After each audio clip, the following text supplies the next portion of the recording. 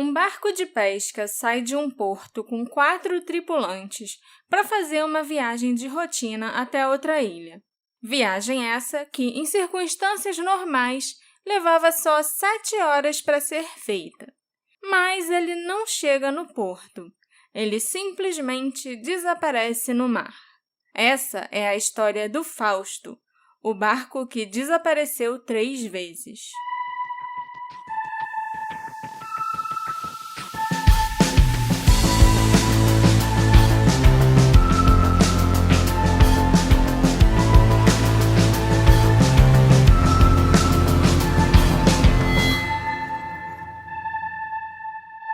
Olá, meus ouvintes queridos! Sejam muito bem-vindos ao Detetive do Sofá.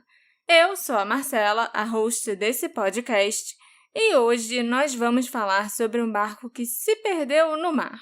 Não, ele não estava navegando no Triângulo das Bermudas, mas é quase tão misterioso quanto. Muito interessante, Marcela, mas antes da gente falar, eu só queria lembrar a todos vocês que o nosso podcast precisa de apoiadores, porque todo projeto independente precisa de pessoas para contribuir financeiramente para que ele continue funcionando e a gente não é diferente. Então, se você quiser, se você gostar do nosso podcast, considere se tornar o nosso apoiador. Vai lá na Aurelo, ou pelo aplicativo, ou pelo site, vê lá como se torna um apoiador nosso e ajude a continuar esse nosso projetinho. E me conta, meu amor, a história do barco, Fausto.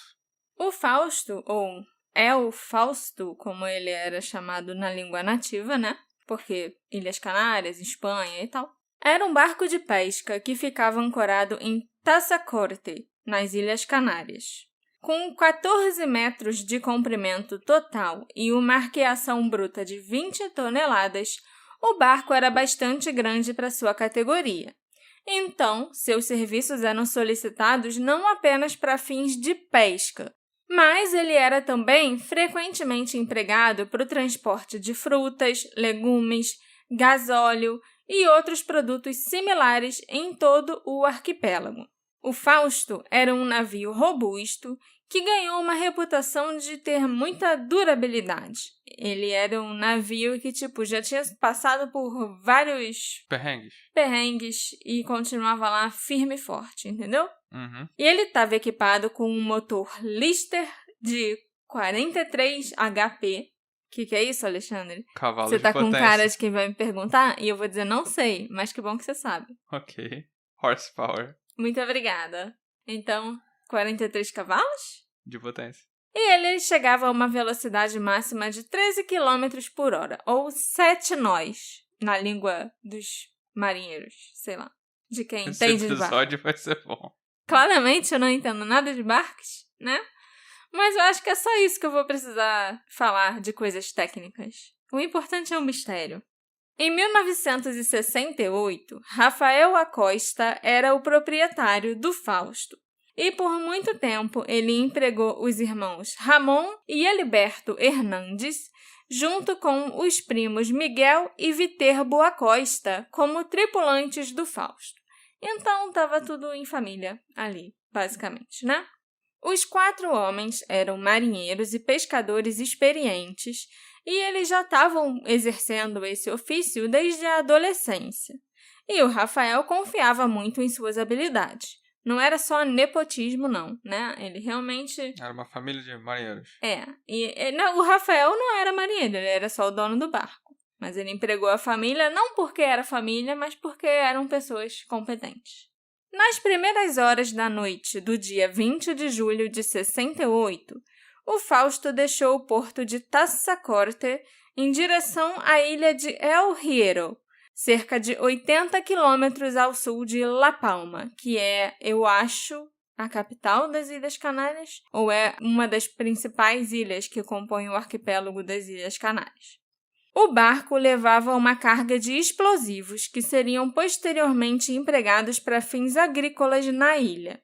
O Viterbo não estava a bordo naquele dia, porque uma festividade local estava sendo celebrada e ele tinha previamente concordado em assumir a responsabilidade por alguns dos atos oficiais que seriam realizados na cidade natal dele, de Tassacorte. Então ele não podia ir levar os explosivos nesse dia. Inclusive, era alguma festividade que acontecia todo ano. E todo ano, Viterbo estava lá cumprindo o papel dele na celebração. Cerca de 7 horas depois de sair do porto, o Fausto chegou à Fronteira, na costa norte de El Hierro, onde o Ramon, o Eliberto e o Miguel descarregaram os explosivos. Fronteira aqui tá com letra maiúscula. Fronteira é o nome do porto. Ah, tá. Não é, uma fronteira.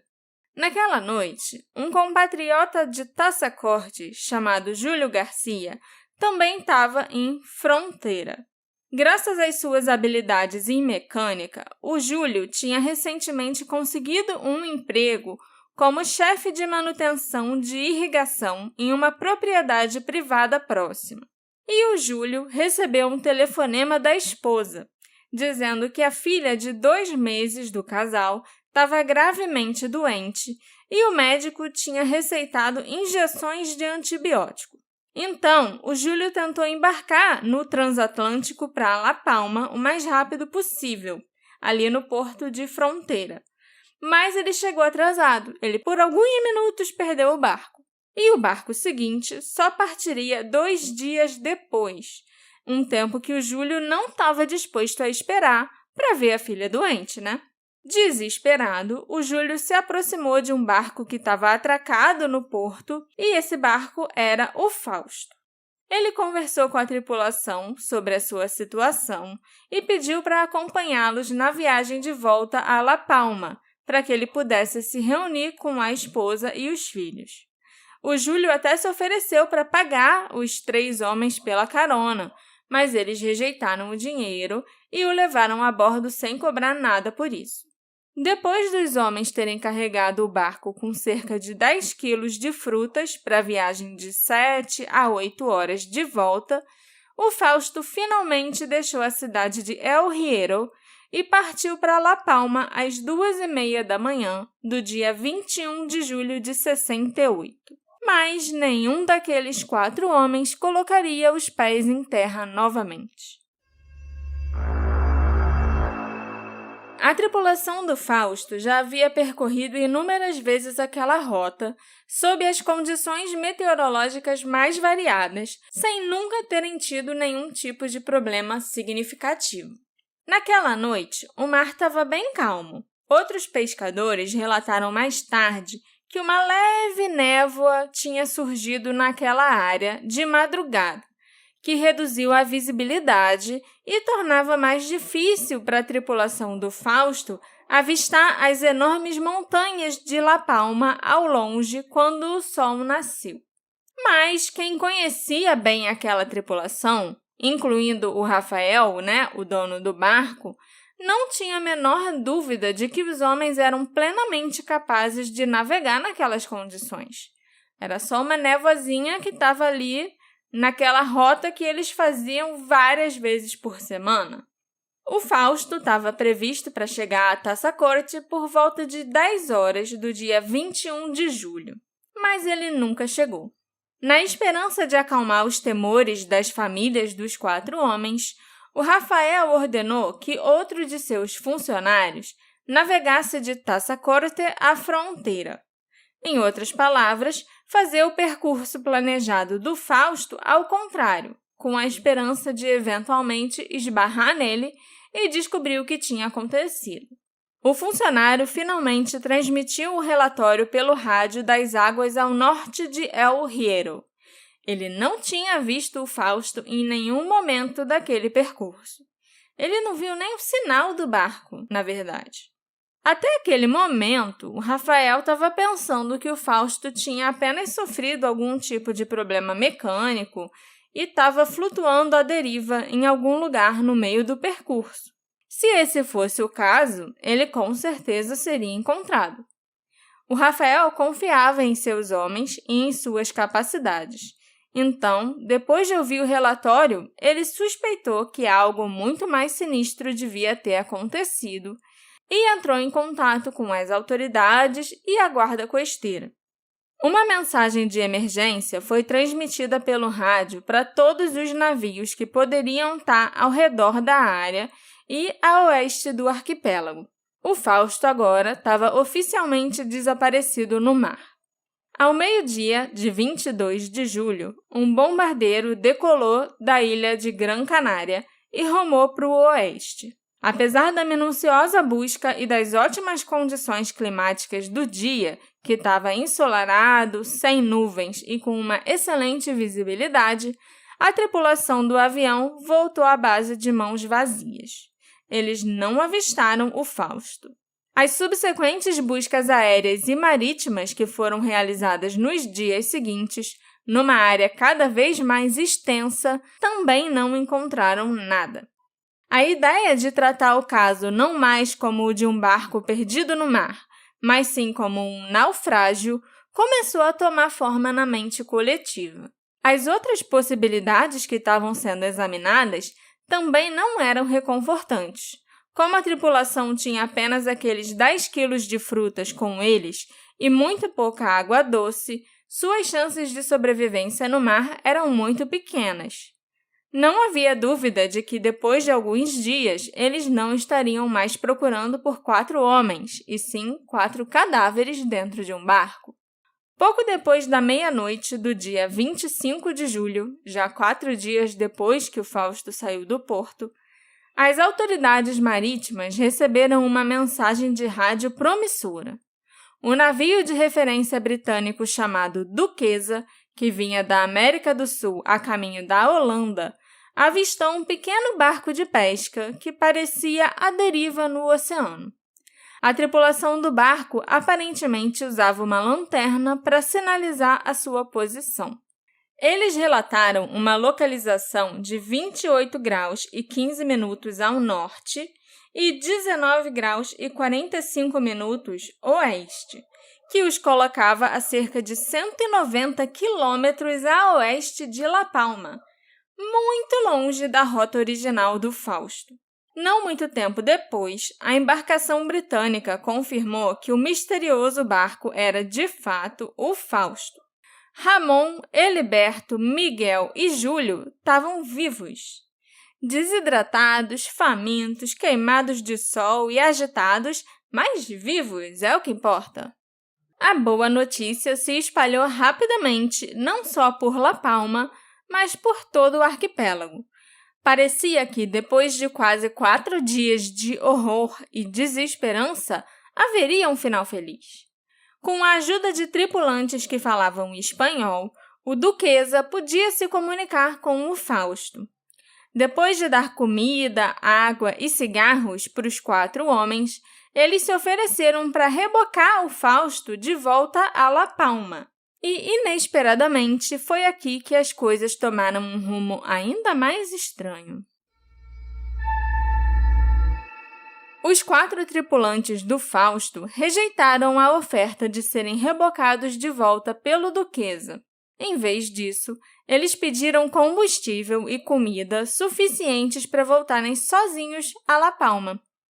Quando questionados sobre que tipo de avaria o Fausto tinha sofrido, se é que ele tinha sofrido alguma coisa, os homens responderam que o barco estava bem e que nada estava fora do normal, não havia avaria nenhuma.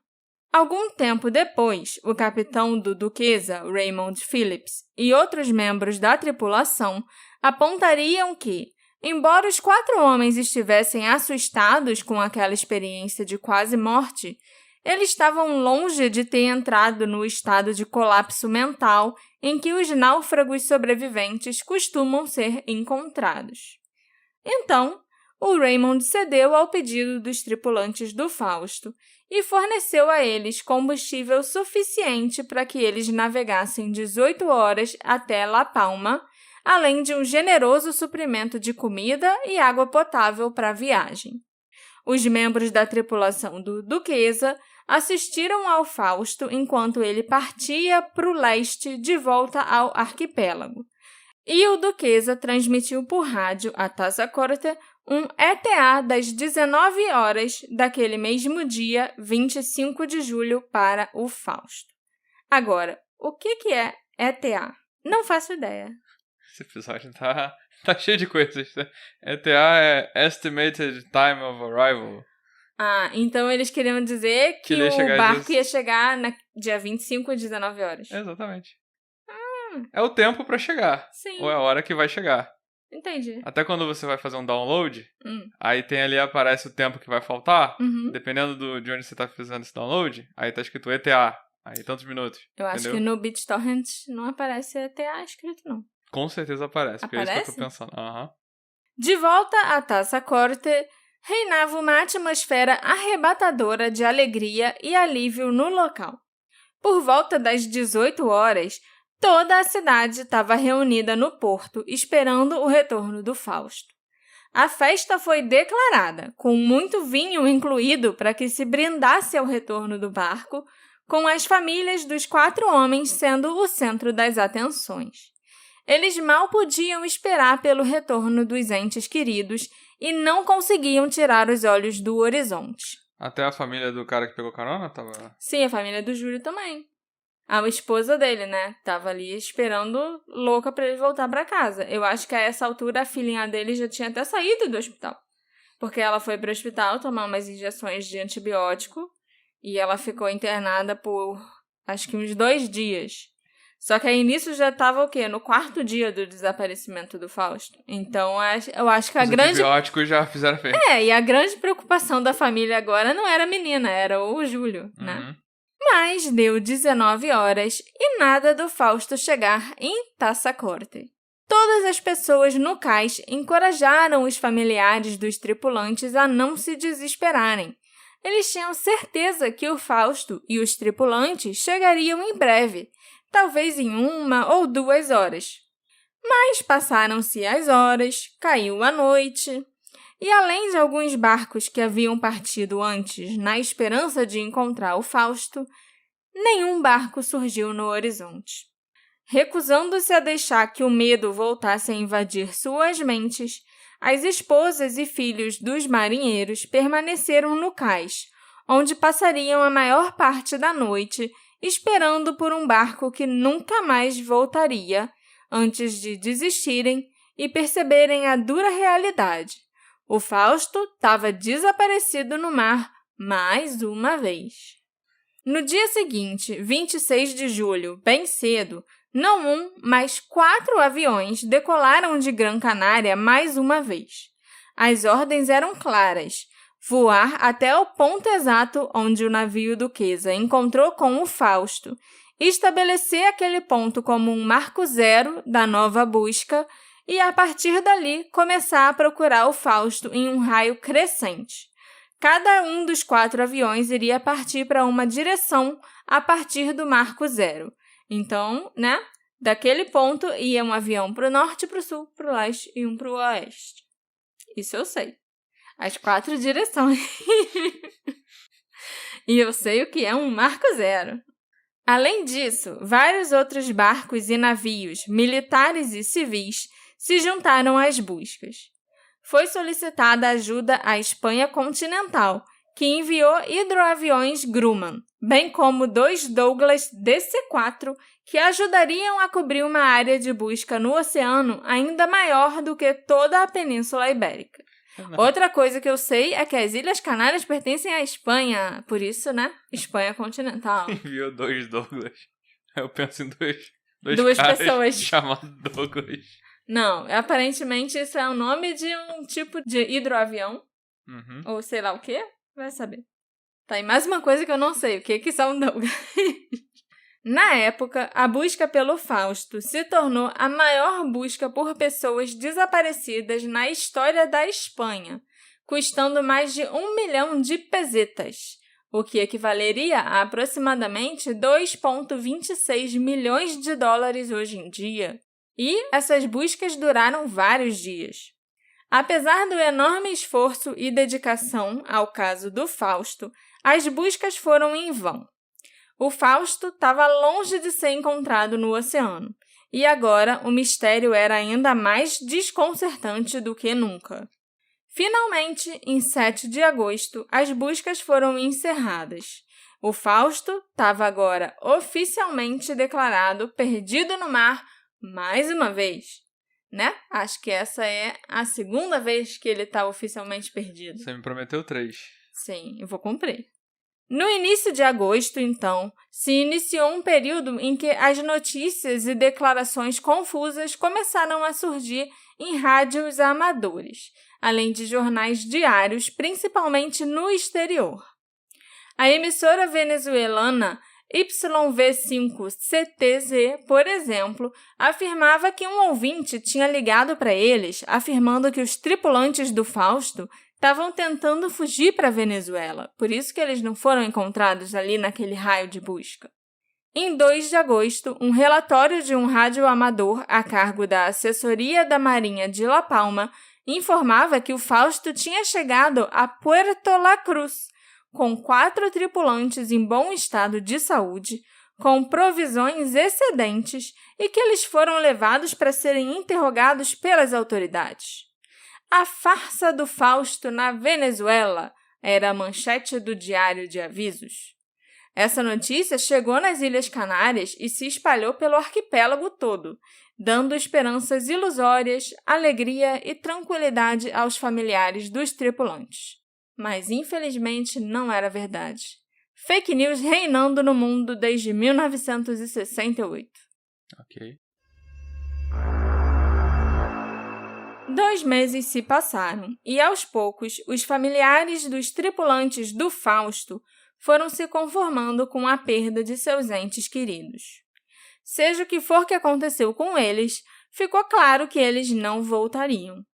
Para o resto da sociedade, o Fausto começava a virar coisa do passado, notícia velha, sabe? E a vida voltava à normalidade.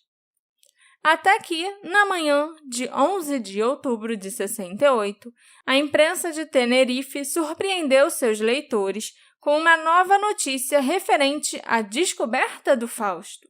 Na madrugada do dia 9 de outubro, o cargueiro italiano Anna Di Maio o havia encontrado à deriva e com um cadáver a bordo, em avançado estado de decomposição. Sua posição naquele momento era 23 graus e 3 minutos ao norte e 38 graus e 30 minutos oeste, a cerca de 1.900 quilômetros de La Palma. A mensagem foi transmitida à Rádio Trieste e captada na Espanha pela Entel. O primeiro imediato do Anna Di Maio, chamado Luciano Acione, e um marinheiro de convés embarcaram no barco deserto. Não havia ninguém no convés ou na cabine, e devido às boas condições do barco, parecia que a sua tripulação havia desaparecido sem deixar rastro. Luciano não encontrou sinais de violência ou danos ao Fausto. Ele não conseguiu encontrar nenhum diário de bordo que pudesse explicar o que havia acontecido. O Fausto parecia um barco perfeitamente navegável que, de alguma forma, acabou no meio do Oceano Atlântico sem ninguém a bordo.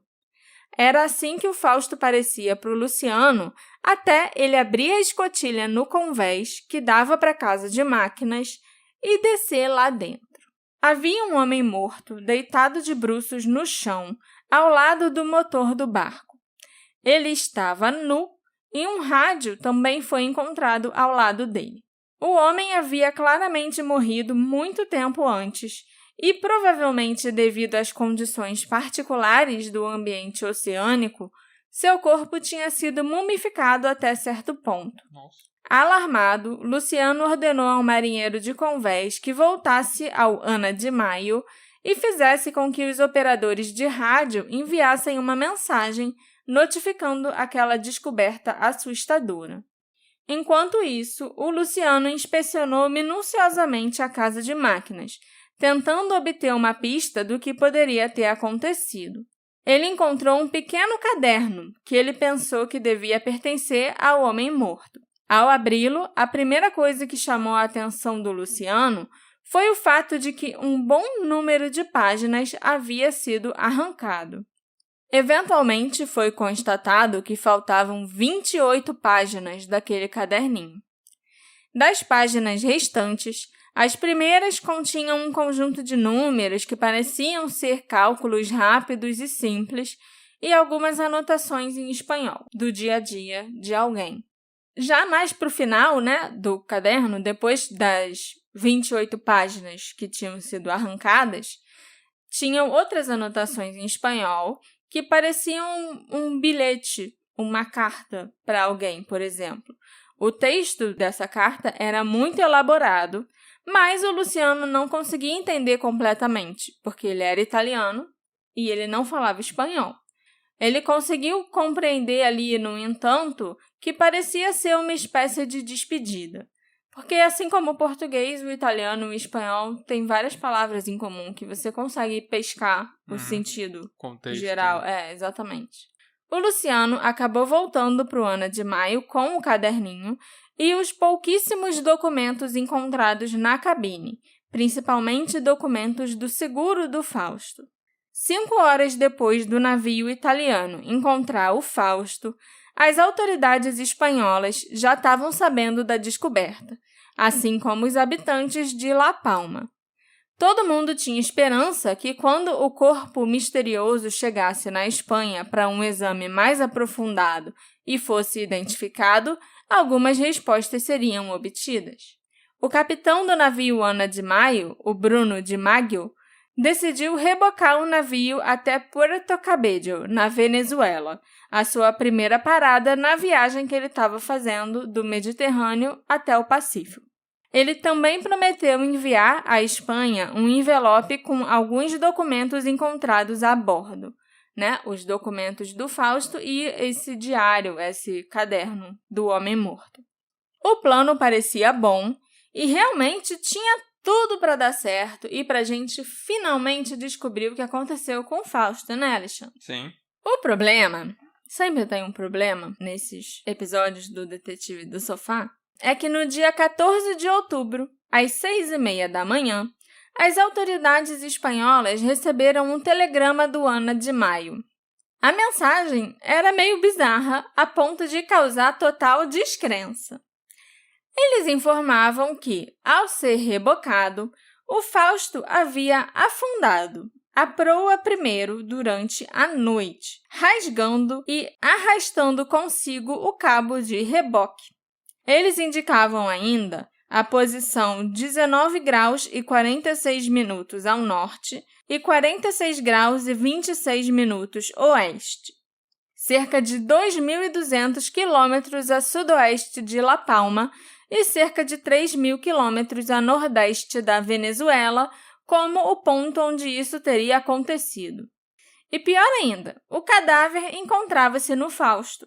Eles não tinham levado o corpo do homem morto para o Ana de Maio. Isso deve dar azar também, né, no mar. Então, o cadáver desapareceu. Ele provavelmente afundou com a embarcação e não foi possível recuperá-lo. Tudo o que restava agora eram os documentos recuperados pelo Luciano Acione. Mas eu acho que é importante aqui só fazer um parênteses, que o telegrama dizia que o barco afundou aqui nessa localização. E o cabo de reboque também deve ter afundado junto porque sumiu. Mas ninguém estava vigiando. Então, assim, ninguém viu. Ninguém viu o barco afundar. Ele pode não ter afundado, ele pode só ter se soltado do reboque, entendeu? Ninguém sabe o que aconteceu, entendeu? O barco afundar preso no outro barco, sabe? Não, mas o outro barco era muito maior do que o Fausto. Ok. Entendeu? Era tipo um trailer puxando um fusquinha. Ok. Só a efeito de comparação, assim, de tamanho, entendeu? E aí, o Fausto, ele afundando, não existia risco dele levar o Ana de Maio junto, com certeza. O Ana de Maio era um navio muito maior. O capitão do Ana de Maio, o Bruno, contou para as autoridades venezuelanas ao chegar em Puerto Cabello que no dia 14 de outubro, cerca de 2 dias após o início do reboque do Fausto em águas atlânticas, às 5 da manhã, os tripulantes perceberam que o Fausto havia desaparecido, sem que eles pudessem fazer nada para recuperá-lo. Peraí, mas eles falaram que ele afundou? No telegrama, eles falaram que afundou. Agora eles falaram que desapareceu. Desapareceu. Okay. É o que eu falei, não tinha ninguém olhando. Então pode ter afundado, pode ter sumido, pode ter se soltado, entendeu? Eles só sabiam que eles acordaram e o barco não estava mais lá. O Luciano, que esteve no Fausto e foi quem encontrou o corpo, disse que apesar de estar completamente nu e não ter documentos pessoais que o identificassem, devido a algumas cartas encontradas a bordo e também assim pela aparência e pela idade do morto, ele supunha que aquele era o Júlio Garcia Pino, o homem que chegou pedindo carona, né? Porque o Júlio, ele tinha 20 e poucos anos. Os outros homens que eram pescadores e trabalhavam no barco, eles já tinham 40 e poucos. E o morto era um homem jovem, parecia ser atlético e tal. E aí, por isso, todo mundo supõe que o corpo era do Júlio. 3 irmãos do Júlio, inclusive, moravam na Venezuela. E eles tinham ido até Puerto Cabello na esperança de recuperar e enterrar os restos mortais daquele homem, caso fosse o irmão deles. Mas eles foram lá à toa porque o corpo nunca chegou. O Bruno entregou ao delegado do consulado espanhol naquela cidade, o Sr. Marichal, um envelope lacrado contendo o diário que o infeliz mecânico havia deixado. Da mesma forma, o chefe da capitania de Puerto Cabello, o capitão Figalo, disse à agência F que as autoridades marítimas venezuelanas realizariam uma investigação sobre os fatos ocorridos em alto mar. Por fim, o diário e os poucos documentos encontrados pelo Luciano no Fausto chegaram a La Palma, e aquele caderninho foi mostrado às famílias das vítimas.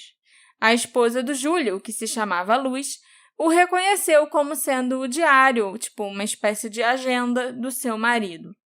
Era ali que o Júlio anotava as suas notas pessoais, pagamentos recebidos por quem solicitava os seus serviços como mecânico em La Palma e as contas que ele devia pagar, né, também, coisas do dia a dia.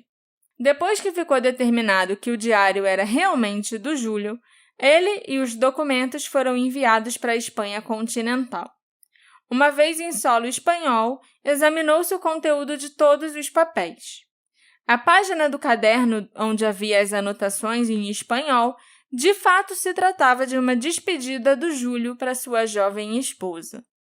Ele a instruía sobre como proceder com os seguros que ele havia pago e como vender suas propriedades para que ela não ficasse sem dinheiro após a sua morte. Muito precavido o Júlio, cara. É um náufrago que tá morrendo no mar e ainda lembra de escrever direitinho pra mulher. Ele providenciou a pastinha dos documentos, em caso de eu sumir. E o texto que o Júlio deixou pra mulher terminava da seguinte forma: Nunca conte ao nosso filho tudo o que aconteceu comigo. Você sabe que Deus quis esse destino pra mim. Te amo. O endereço do Júlio estava escrito no pé da página e a Luz ainda confirmou também que aquela era a caligrafia do marido. Em 2013, a Luz ainda estava viva e ainda guardava aquela última página do diário do Júlio com ela. E ela nunca mais se casou. Tadinha. O aspecto mais marcante dessa carta, né, dessa despedida que ele deixou para a Luz, além do fato do Júlio saber que a morte estava chegando, é que a carta começava do nada, sem um contexto, o que, junto com as páginas perdidas, levou os investigadores a acreditarem que, por algum motivo, o Júlio havia documentado naquelas 28 páginas, a série de eventos que levaram ao misterioso destino do barco. E aí ele foi lá, arrancou e deixou só a última página. Tanto que ele também falava para nunca deixe nosso filho saber o que aconteceu comigo. Sendo que ninguém sabe. Por quê? Porque ele devia ter escrito isso antes, né? A história do Fausto ainda está envolta em lendas e mistérios até hoje. Em julho de 98, a tragédia dos infelizes tripulantes e do navio em que eles viajavam foi revivida em algumas reportagens publicadas na imprensa de Tenerife. E em 2014 também foi lançado um livro que conta com detalhes, né, o pouco que se sabe sobre o Fausto e os 4 homens que estavam no barco e o que pode ter acontecido naqueles dias em que eles ficaram perdidos. O autor do livro, Luiz Javier Velasco Quintana, ele passou muito tempo estudando todos os documentos que existem sobre o Fausto. Tudo que estava lá no arquivo da Espanha sobre esse barco, sobre as investigações, os relatos que os tripulantes do Duquesa deram quando chegaram na Holanda sobre o encontro com Fausto.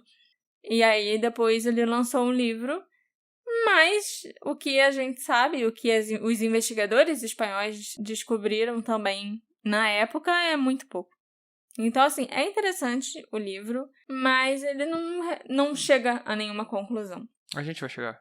Uhum. Muitas questões, então, ainda são levantadas.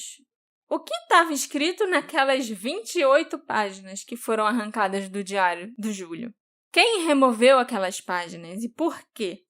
O que aconteceu com o resto da tripulação do Fausto, já que só o corpo do Júlio estava lá dentro? Por que eles se recusaram a ser rebocados de volta para La Palma pelo navio Duquesa? Por que eles disseram que nada estava fora do comum, que não tinha nada de errado quando eles foram encontrados pela primeira vez?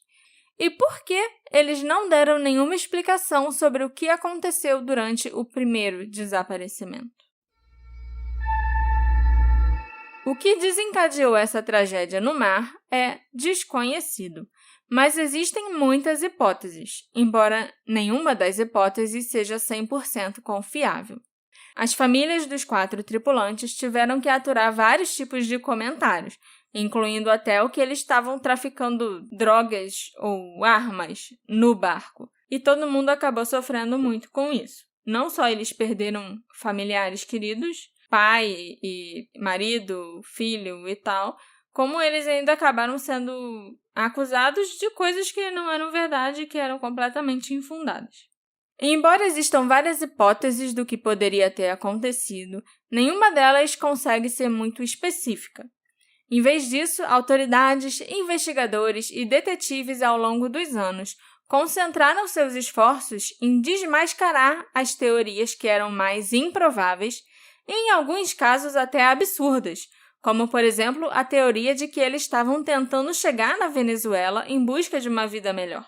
Hoje em dia é completamente surreal você querer ir para a Venezuela para ter uma vida melhor. As pessoas tentam fugir da Venezuela, né?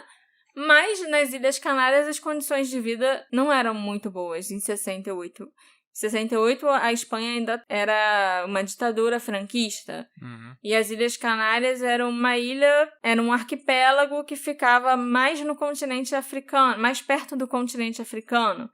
Então, as condições de vida lá, quando a ilha não estava sendo esquecida, ela estava sendo usada de algum jeito ruim pelo regime.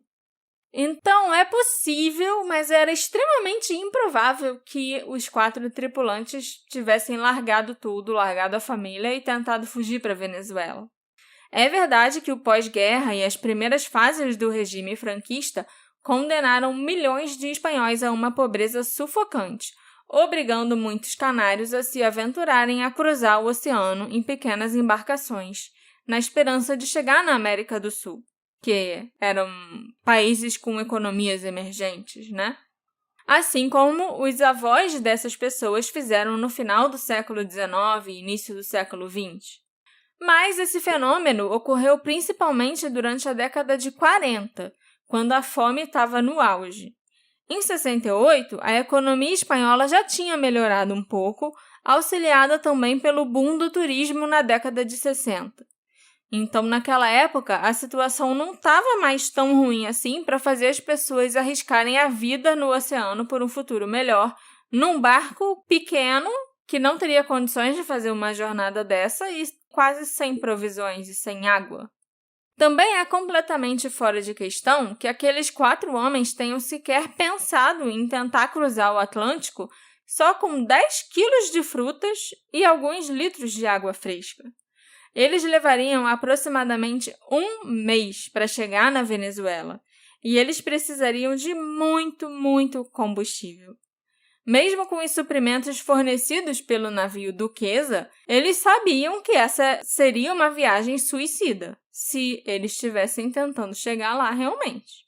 A segunda teoria, então, que a gente vai explorar aqui, é que os 4 homens teriam testemunhado algo que eles não deveriam no mar. E é também uma teoria altamente improvável. Testemunharam os Atlantes. Como esse mistério aconteceu no período mais intenso da Guerra Fria, muita gente imaginou a possibilidade dos 4 homens terem se encontrado acidentalmente no meio de um ataque ou conflito submarino dos Estados Unidos com a União Soviética. Apenas alguns meses antes, o USS Scorpion havia afundado a uma distância relativamente curta do ponto de desaparecimento do Fausto. E, naquela época, muita gente pensou e ainda pensa que a causa desse naufrágio do Scorpion foi um ataque submarino soviético. Independentemente da veracidade dessa afirmação, o que está claro hoje em dia é que nos anos 60 o Atlântico Norte tinha incontáveis submarinos nucleares americanos e soviéticos vagando furtivamente, sim. Mas nada na série de eventos do Fausto aponta nessa direção.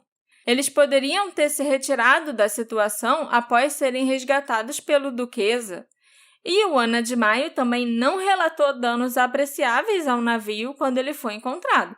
Ele foi encontrado ainda navegando normalmente, sem combustível, sabe? O navio à deriva, mas ele não tinha dano no casco, nem nada parecido. Tava ali, flutuando normal. A terceira teoria é que os tripulantes traficavam armas, drogas ou qualquer outro tipo de mercadoria ilegal, que eles tentaram evitar as autoridades marítimas e acabaram perdidos no mar. Apesar deles viverem vidas modestas de operários, nenhum dos 4 homens ou suas famílias estava numa situação financeira difícil ou desesperadora a ponto deles resolverem virar traficantes, no barco de outra pessoa. Nenhum deles tinha grandes dívidas e não tinham antecedentes criminais. Então, eles não tinham motivos para colocar a si mesmos ou as suas famílias em risco de violência ou prisão por um dinheiro extra. No regime franquista, a pena por esse tipo de comportamento de contrabando, se eles fossem descobertos, era incrivelmente dura. Por outro lado, a maconha no final dos anos 60 era algo que dava muito dinheiro. Então, os homens poderiam ter marcado um encontro com algum cliente no mar, fora da rota planejada, para evitar serem pegos traficando drogas. E quando o barco do cliente não apareceu, eles podem ter tido que continuar procurando para tentar fazer um negócio porque eles não podiam voltar para casa sem o dinheiro e com a maconha. Talvez o negócio tenha dado errado, quem sabe? Mas, quando eles encontraram o Duquesa, eles podem ter sinalizado sua posição pensando que era o contato deles. E, quando não era, eles tiveram que ficar calmos e sair de vista. Eles eventualmente se perderam no mar com suprimentos mínimos e sem combustível e foram morrendo um a um. Você não deixa um corpo num pequeno navio, num pequeno barco, numa situação de sobrevivência para apodrecer ali com você. Você vai jogar o corpo no mar. Aí, acabou que só sobrou um deles lá dentro, o Júlio, que foi encontrado pelo Ana de Maio. É até uma boa teoria, mas eles iam aceitar levar um cara de carona enquanto estavam traficando drogas? Tá aí a gente realmente... Não. Não. Eu acho essa terceira teoria muito improvável. Tem gente que acha que, com certeza, para eles não terem aceitado uma carona porque eles estavam fazendo alguma coisa errada.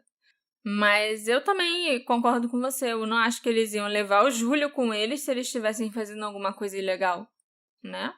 A quarta teoria, e surpreendentemente uma das mais populares por aí, é que o barco teria sido sequestrado por um fugitivo nazista, que estava escondido em El Hierro e precisava fugir para a América do Sul, depois de saber dos esforços do caçador de nazistas Wiesenthal, que estava caçando ex-oficiais do regime. Essa foi, aliás, uma possibilidade elevada à categoria de lenda urbana, que começou a circular nas próprias Ilhas Canárias, acredita? Era um rumor estranhamente específico, que nasceu ali no arquipélago pelos próprios locais. Então, dá para entender por que os teóricos da conspiração acreditam tanto nessa teoria, né? Todo mundo acha que pode ter um fundo de verdade nisso, e ninguém sabe exatamente como a teoria surgiu, quem foi a primeira pessoa a espalhar essa hipótese e por quê. Mas ela é bem absurda. Não, porque eu lembro da história, sei lá, que o Hitler fugiu e tava aqui. Fugiu do submarino, é. E a gente viu vários episódios de algum documentário que ia provar que o Hitler veio pra cá e tal. Um programa do History Channel chamado Caçando Hitler. Faz sentido. Passou pelo Brasil, passou pela Argentina, morou numa casa em Bariloche, Sul foi do pra Brasil, Colômbia, foi claro. Pra não sei aonde. E não tem nenhuma prova disso, lógico. A teoria mais aceita sobre o desaparecimento do Fausto afirma que os tripulantes provavelmente experimentaram uma cadeia de pequenos, mas sucessivos contratempos que levaram ao seu fatídico destino. Devido ao agravamento progressivo da situação, os 4 homens se tornaram lentamente irracionais, assustados, e esse estado de espírito agitado levou a novos erros e decisões erradas. O homem que investigou o caso do Fausto por 14 anos e escreveu o livro sobre ele, o Luiz Javier Velasco Quintana, tem uma teoria de por que eles se perderam, em primeiro lugar. Aparentemente, os marinheiros locais usavam a costa oeste de La Palma para se guiar ao fazerem a rota de El Hierro para La Palma. A ilha tem uma forma de cunha pronunciada, então assim que eles atingiam o Cabo Sul, onde tem um farol, eles apenas navegavam para frente, com a costa oeste à vista a este bordo.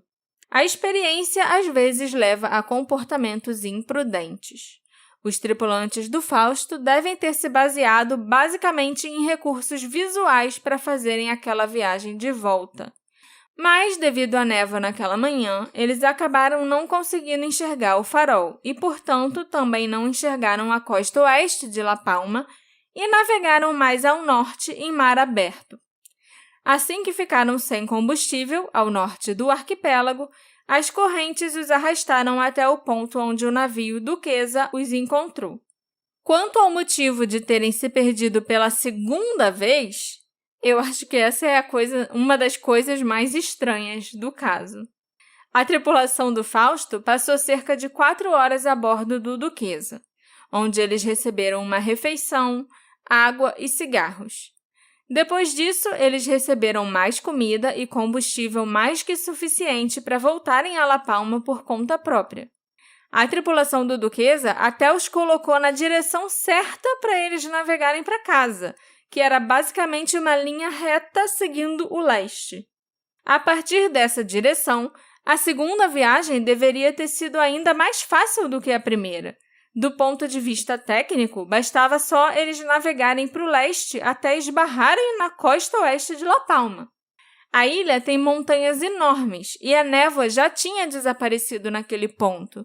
Então, eles poderiam ter avistado as montanhas de uma distância considerável. Para eles perderem a ilha de vista é porque o estado mental deles já devia estar muito deteriorado naquele ponto. Talvez as 4 horas a bordo do navio britânico Duquesa não tenham sido suficientes para que as suas mentes se recuperassem. Ou isso, ou a bússola estava muito defeituosa. Ou eles realmente estavam tentando chegar em outro lugar e não em casa. Mas eles tinham certeza que esse barco era o Fausto mesmo? E esses 4 homens eram os 4 homens do Fausto? Era o Fausto, sim. Eles passaram várias horas juntos e eles viram muito bem o outro barco. Estava escrito Fausto na lateral, né? E o capitão do Duquesa, o Raymond Phillips, e os outros tripulantes do navio foram interrogados 2 vezes em Roterdã depois que eles chegaram no porto. E todos eles forneceram testemunhos consistentes e sem contradições. Eles também foram apresentados a fotos dos tripulantes do Fausto e eles reconheceram aqueles homens como sendo os homens que eles salvaram, que eles resgataram. As autoridades, então, não tinham motivos para duvidar do que os homens estavam alegando e do que eles tinham visto. Mas uma coisa que eu acredito é que os tripulantes do Duquesa podem não ter percebido que os 4 tripulantes do Fausto não deviam estar nada bem quando eles foram encontrados. Eu acho que eles até podiam estar aparecendo bem, estar aparecendo racionais, sabe? Normais. Mas eles deviam estar piores do que parecia. Pelo menos mentalmente, sabe? A tripulação do Duquesa mencionou que os homens não pareciam estar num estado de colapso mental, como seria de esperar de pessoas perdidas no mar por alguns dias. Mas isso por si só poderia facilmente ser um sinal alarmante. Esses homens provavelmente foram mais afetados pela desidratação, estresse e exposição do que parecia. Se alguma das frutas que eles comeram tivesse fermentado ou estragado no calor, por exemplo, isso poderia ter piorado tremendamente a situação. E sobreviventes de naufrágios já relataram a rapidez com que as alucinações e a morte seguem a ingestão da água do mar. Então, embora eles parecessem calmos e racionais para os observadores, na verdade eles deviam estar se comportando de algum jeito altamente irracional. E isso podia explicar também por que eles recusaram o reboque do Duquesa e insistiram que estava tudo bem no barco quando claramente não estava. Alguma coisa tinha que ter acontecido ali para eles terem ficado 4 dias no mar, perdidos. Minha teoria é meio que... Eu acho que eles deram mole. Eu acho que o barco devia estar com um problema que eles não perceberam, ninguém percebeu, e tava vazando combustível. Essa é a minha teoria. E aí, nessa de estar vazando combustível, eu não sei, eles podem ter se perdido nesse meio do caminho, sim, mas não necessariamente. E ficaram sem combustível que tava vazando. E nessa ficaram à deriva, se perderam, foram para longe de onde eles realmente estavam. Foram encontrados e estavam realmente bem e achavam que davam conta de voltar, pediram combustível de novo, porque tinha acabado o combustível, e eles receberam mais combustível do que eles precisaram. Só que como tinha esse vazamento, que ou era um vazamento que eles não sabiam, ou era um vazamento que eles achavam que tinham consertado, ou era um vazamento que eles achavam que dava pra chegar, mas não deu, e aí acabou o combustível de novo e eles ficaram à deriva de novo. Entendeu? Essa é a minha teoria que explica o primeiro e o segundo desaparecimento. Mas deram falta do Fausto bem rápido, quando ele não chegou pela primeira vez. Fizeram muitas buscas e nada dele ter sido encontrado. Eu acho que se ele tivesse acabado o combustível na rota certa que ele estava fazendo e ele ficasse à deriva por ali, ele não teria chegado tão longe assim. Ele estava a 1.900 quilômetros de distância de onde ele deveria, quando ele foi encontrado pelo Duquesa. Mas ele já tinha passado dias. Tinha passado 4 dias, ok, mas por que então eles não encontraram o barco antes, se ele estava na rota certa? Eu acho que desde o início eles... Eu não sei. Não, é porque é a única coisa que explica pra mim o segundo desaparecimento, sabe? É que eles estavam com combustível suficiente, só que não era o suficiente, porque eles não sabiam que tava com algum defeito. E ninguém olhou o navio direito pra saber se ele tava com o motor funcionando bem, coisa e tal, coisa e tal. E aí os caras acharam que não, a gente só precisa de combustível e a gente chega. Ah, tá bom, toma aqui combustível. Só que não. Eu acho que foi uma coisa mais boboca que aconteceu. Assim. Eles podem ter se perdido também, sabe? Mas eu acho que não tem por que eles não terem chegado depois de terem sido encontrados, sabe? Foram malucos de não ter aceitado a carona. Essa é a questão, não... Como? Eles estavam, sabe, deixaram eles na direção certa, é só vai que dá. E... Não. Sobre o terceiro desaparecimento do Fausto, quando ele estava sendo rebocado pelo Ana de Maio, também existem algumas explicações possíveis. Talvez ninguém no Ana de Maio fosse realmente experiente em rebocar outros barcos. Eu acho, inclusive, que seria improvável que um navio mercante tivesse experiência em reboque, né? Muita experiência. E, infelizmente, é relativamente fácil um barco que está sendo rebocado afundar. O rebocador pode ir muito rápido, o barco menor pode virar, a folga pode se acumular no cabo de reboque se alguém não estiver vigiando, então são muitas variáveis. O ponta de reboque no Fausto estaria na proa dele e no topo, e não havia ninguém a bordo do Fausto para guiá-lo enquanto ele estava sendo rebocado. Então não havia nada para impedir o barco de guinar e eventualmente afundar. E será também que essa pode ser a razão pela qual a tripulação do Fausto recusou ser rebocada pelo Duquesa? Era um navio bem grande e talvez a tripulação do Fausto soubesse que aquela não era a situação ideal e que haveria risco de danos ao barco ou até risco do barco afundar. Então eles podem ter recusado por causa disso. Outra coisa que é muito intrigante e inexplicável é o diário do Júlio e a carta que ele deixou para a mulher. A última página começava abruptamente, sem fornecer contexto, aparentemente fazendo referência a eventos narrados nas páginas anteriores. Por isso, acredita-se que o Júlio tenha documentado o que aconteceu naquele navio e que as páginas foram arrancadas depois. A carta para a esposa pedia que ela não contasse ao filho o que havia acontecido. Talvez o próprio Júlio, então, tenha decidido não arriscar que a família visse a história. Então, ele próprio arrancou as páginas e as queimou ou as jogou no mar antes de morrer. Ou talvez algum dos companheiros dele tenha arrancado as páginas e se livrado delas, para ter certeza que ninguém saberia o que aconteceu ou o que eles estavam fazendo no Depois barco. que eles já tinham matado um pra comer. Tem muita gente que acha exatamente isso, que aconteceu canibalismo no Fausto. Que os tripulantes foram morrendo ou, matando, e os que ainda estavam vivos precisavam se alimentar.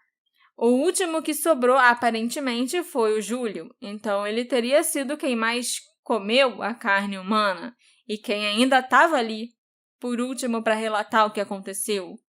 Mas, antes de morrer, ele pode ter se arrependido de ter escrito tudo. A Espanha era um país extremamente católico. E você contar o relato do canibalismo que você cometeu... Ia pegar mal. Ia pegar muito mal. Né? E não é tipo, eu tive que comer meus companheiros para sobreviver. Não, porque você também acabou morrendo no final. Então você meio que maculou a sua alma provando a carne humana pra não dar nem em nada depois. Você entende? Uhum. Então até faria algum sentido ele ter arrancado as páginas onde ele descreveu o canibalismo, porque ele não queria que ninguém soubesse. Nem a esposa, nem o filho, nem ninguém. E isso também é coerente com a última mensagem do Júlio. Ele estava profundamente envergonhado, talvez, pelo canibalismo, e ele não queria que a família, especialmente o filho, soubesse. O único problema com essa teoria do canibalismo é que teria deixado rastros. Eu acho que teria muito sangue espalhado ali no convés, e não só manchas de sangue, mas também vestígios de sangue coagulado ali. Nossa, no barco, entende? Tá muito ruim esse papo. Eles com certeza não estavam em condições de limpar o sangue para ninguém descobrir que eles foram canibais. Então, se eles tivessem feito isso, a tripulação italiana do Ana de Maio, quando encontrou o Fausto, teria notado com certeza que tinha sangue em tudo que é canto. Mas eles nunca relataram nada do tipo. Eu gosto muito da teoria do canibalismo. Eu acho que é excelente para explicar por que as páginas foram arrancadas. Porque se não foi isso, então o que era tão horrível que eles não queriam que ninguém soubesse, sabe? Mas não tinha vestígios que isso pudesse ter acontecido. E canibalismo, vamos combinar, deve deixar muitos rastros. Não sei dizer. Eu já ouvi falar de um cara que sobreviveu comendo carne de morcego e bebendo sangue de morcego. Então... No meio do Atlântico? Não, era um outro cara numa outra história. Ok. Então, assim, às vezes o sangue foi pra isso aí. Vai saber. Mas de qualquer jeito faria sujeira na hora de cortar. Mesmo que tivesse bebido o sangue todo. Ele pode ter comido o peixe que ele pescou pra sobreviver. Menos horrível. Todo esse papo é horrível. Vamos encerrar? Vamos, porque esse papo horrível a gente só pôde ter aqui nesse episódio graças a Maitê Maronhas. Ok. Muito obrigada, Maitê! Você me deu a chance de falar sobre como o canibalismo deve deixar rastros de sangue num barco à deriva no Atlântico. Quem nunca quis falar sobre essas coisas, né? E foi uma história bem legal. Apesar do Alexandre ter tentado ser mais racional e tal, achando motivos pro barco ter ficado perdido, blá blá blá, mas não deixa de ser um misterioso. Não deixa de ser um grande mistério como que o mesmo barco desapareceu 3 vezes. Será que ele afundou? Nessa altura, acho que sim. Será que ele só se soltou do Ana de Maio? Será que um fantasma soltou ele do Ana de Maio? Será que alguém do Ana de Maio não estava confortável de estar rebocando um cadáver? Foi lá de noite e soltou? Não, acho que não. Eu acho que, eu entendo eles ficarem desconfortáveis de trazer o cadáver pro barco deles, né, pra transportar. Mas, é outro barco que tá ali a reboque, o cadáver tá lá dentro, ok. Mas não tá aqui junto comigo. Então eu não acho que tem tanto problema. Não sabe, vai começar a ouvir barulho e acharam que era o corpo vindo do barco. Então vamos soltar essa parada logo, que é melhor. Pode ter sido um cara só precisa ter um maluco pra fazer isso. Um cara medroso. É. E não contou pra ninguém. Pode ser. Mas eu ainda acho mais legal a gente pensar que o barco se soltou sozinho, porque ele não queria ser encontrado. Ele queria continuar sendo um mistério no Detetive do Sofá. O que estava rolando naquele barco? Como é possível que o mesmo barco tenha desaparecido e se perdido 3 vezes? Quem arrancou as 28 páginas do diário do Júlio e o que elas continham? Será que o relato do que aconteceu no Fausto era tão horrível que era realmente melhor ninguém nunca saber? Me encontra nas nossas redes sociais, @Detetive do Sofá, e me conta o que você achou desse episódio sobre o Fausto, o barco que desapareceu 3 vezes. A gente se encontra na próxima investigação. Tchau, tchau. Tchau, tchau.